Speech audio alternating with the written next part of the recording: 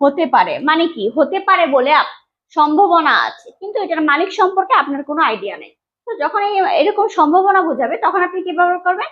Can be use. Hello guys, সবাই কেমন আছেন? আশা করি সবাই ভালো আছেন। আজকে একটি নতুন টপিক নিয়ে আলোচনা করব। টপিকটি হচ্ছে দেয়ার। তো দেয়ার কিন্তু স্পোকেনের ক্ষেত্রে বলেন এবং রাইটিং এর ক্ষেত্রে বলেন খুবই গুরুত্বপূর্ণ। তো দেয়ার আপনি কখন ব্যবহার করবেন? দেয়ার আপনি তখন ব্যবহার করবেন যখন কোনো ব্যক্তি বস্তু আছে, ছিল, থাকবে, কিন্তু সেই ব্যক্তির কি কোনো মালিক নেই বা সেই মালিক সম্পর্কে আপনার কোনো ধারণা নেই, তখন কি আপনি দেয়ার দিয়ে বাক্য শুরু করবেন। তো এখানে কিছু কি সেন্টেন্স আছে, চলুন আগে সেগুলো দেখি। দেখুন এখানে কি বলা আছে, এখানে একটি হাসপাতাল আছে। তো আমি কি ব্যবহার করেছি, এখানে যে একটা হাসপাতাল আছে, এটার মালিক যে কে সেটা কি আপনি জানেন? জানেন না।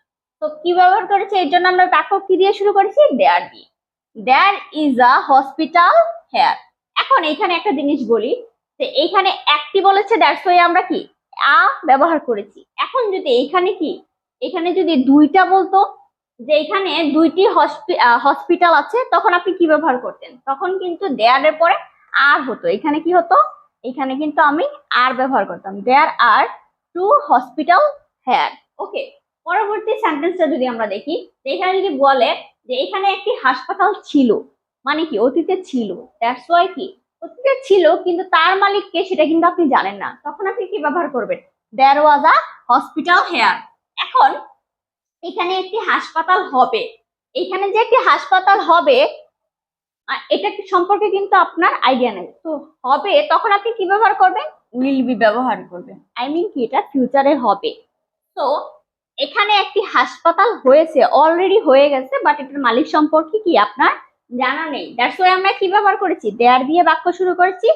তো আবার কি ব্যবহার করেছি? হ্যাজ বিন ব্যবহার। যখন বাক্য হয়ে গেছে বুঝাবে তখন কি হ্যাজ বিন অথবা হ্যাভ বিন আপনি ব্যবহার করবেন। তো আ হসপিটাল হেয়ার।